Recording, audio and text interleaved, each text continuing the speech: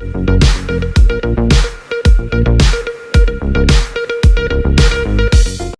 News में आपका स्वागत है। मैं आपके साथ फरहान नाज।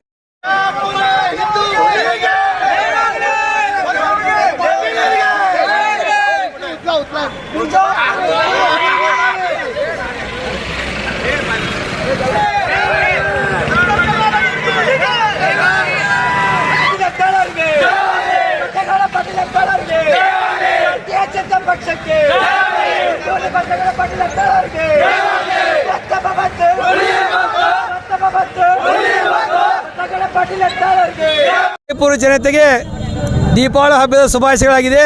ಯಾಕಂದ್ರೆ ನಮ್ಮ ಬಿಜಾಪುರ ಹೆಮ್ಮೆಯ ನಾಯಕರು, ಬಿಜಾಪುರ ಪ್ರತಿ ಮನೆಯಲ್ಲಿ ಅವರ ಮನದಲ್ಲಿ ಇರ್ತಕ್ಕಂಥ ಬಸವಣ್ಣ ಪಾಟೀಲ್ ಯತ್ನಾಳ್ ಅವರಿಗೆ ಟಿಕೆಟ್ ಸಿಕ್ಕಿದ್ದರಿಂದ ಪ್ರತಿಯೊಬ್ಬ ನಾಗರಿಕರು ಹರ್ಷೋಲ್ಲಾಸವಾಗಿ ಖುಷಿಯಿಂದ ಇಲ್ಲಿ ಸಿದ್ದೇಶ್ವರ ದೇವಸ್ಥಾನ ಎದುರಿಗೆ ತಮ್ಮ ಸಿಹಿಯನ್ನು ಹಂಚ್ಕೊಳ್ತಾ ಇದ್ದಾರೆ. ಮತ್ತು ಬರುವಂಥ ದಿನಗಳಲ್ಲಿ ಮೇ 13 ತಾರೀಕಿಗೆ ಮತ್ತೆ ಇದೇ ರೀತಿ ನಾವು ಸಂಭ್ರಮ ಆಚರಣೆ ಮಾಡ್ತೀವಿ, ವಿಜಯೋತ್ಸವ ಆಚರಿಸ್ತೀವಿ.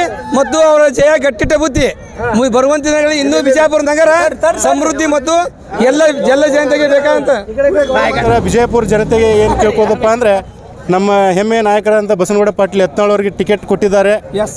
ಆದ ಕಾರಣ ನಾವು ಟಿಕೆಟ್ ದುಡ್ಡು ಕೊಟ್ಟು ಟಿಕೆಟ್ಗೆ ದುಡ್ಡು ಕೊಟ್ಟು ಓಟ್ ಕೇಳಕ್ಕೆ ಬರೋದಿಲ್ಲ. ನಮ್ಮ ಓಟ್ ಕೇಳಕ್ಕೆ ಬರೋದು ಅಭಿವೃದ್ಧಿಯಿಂದ ಓಟ್ ಕೇಳಕ್ಕೆ ಬರ್ತೀವಿ.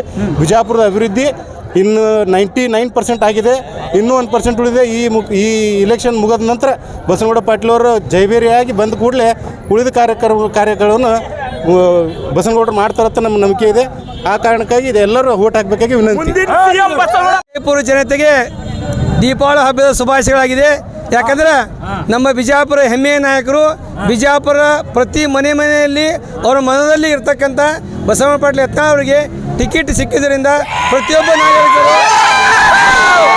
ಪ್ರತಿಯೊಬ್ಬ ನಾಗರಿಕರು ಹರ್ಷೋಲ್ಲಾಸವಾಗಿ ಖುಷಿಯಿಂದ ಇಲ್ಲಿ ಸಿದ್ದೇಶ್ವರ ದೇವಸ್ಥಾನ ಎದುರಿಗೆ ತಮ್ಮ ಸಿಹಿಯನ್ನು ಹಂಚ್ಕೊಳ್ತಾ ಇದ್ದಾರೆ. ಮತ್ತು ಬರುವಂಥ ದಿನಗಳಲ್ಲಿ ಮೇ 13 ತಾರೀಕಿಗೆ ಮತ್ತೆ ಇದೇ ರೀತಿ ನಾವು ಸಂಭ್ರಮ ಆಚರಣೆ ಮಾಡ್ತೀವಿ, ವಿಜಯೋತ್ಸವ ಆಚರಿಸ್ತೀವಿ. ಮತ್ತು ಅವರ ಜಯ ಗಟ್ಟಿಟ್ಟ ಬುದ್ಧಿ ಬರುವಂತ ದಿನಗಳಲ್ಲಿ ಇನ್ನೂ ಬಿಜಾಪುರ ನಗರ ಸಮೃದ್ಧಿ ಮತ್ತು ಎಲ್ಲ ಜನತೆಗೆ ಬೇಕಾದಂತ ವಿಜಯಪುರ ಜನತೆಗೆ ಏನು ಕೇಳ್ಕೋದಪ್ಪ ಅಂದ್ರೆ, ನಮ್ಮ ಹೆಮ್ಮೆಯ ನಾಯಕರಂತ ಬಸವನಗೌಡ ಪಾಟೀಲ್ ಯತ್ನಾಳ್ ಅವರಿಗೆ ಟಿಕೆಟ್ ಕೊಟ್ಟಿದ್ದಾರೆ. ಆದ ಕಾರಣ ನಾವು ಟಿಕೆಟ್ ದುಡ್ಡು ಕೊಟ್ಟು ಟಿಕೆಟ್ಗೆ ದುಡ್ಡು ಕೊಟ್ಟು ಓಟ್ ಕೇಳಕ್ಕೆ ಬರೋದಿಲ್ಲ. ನಮ್ಮ ಓಟ್ ಕೇಳಕ್ಕೆ ಬರೋದು ಅಭಿವೃದ್ಧಿಯಿಂದ ಓಟ್ ಕೇಳಕ್ಕೆ ಬರ್ತೀವಿ. ಬಿಜಾಪುರದ ಅಭಿವೃದ್ಧಿ ಇನ್ನು 99% ಆಗಿದೆ, ಇನ್ನೂ 1% ಉಳಿದೆ. ಈ ಇಲೆಕ್ಷನ್ ಮುಗಿದ ನಂತರ ಬಸವನಗೌಡ ಪಾಟೀಲ್ ಅವರು ಜೈಬೇರಿಯಾಗಿ ಬಂದ ಕೂಡಲೇ ಉಳಿದ ಕಾರ್ಯಗಳನ್ನು ಬಸವನಗೌಡರು ಮಾಡ್ತಾರಂತ ನಮ್ಮ ನಂಬಿಕೆ ಇದೆ. ಆ ಕಾರಣಕ್ಕಾಗಿ ಇದೆಲ್ಲರೂ ಓಟ್ ಹಾಕಬೇಕಾಗಿ ವಿನಂತಿ.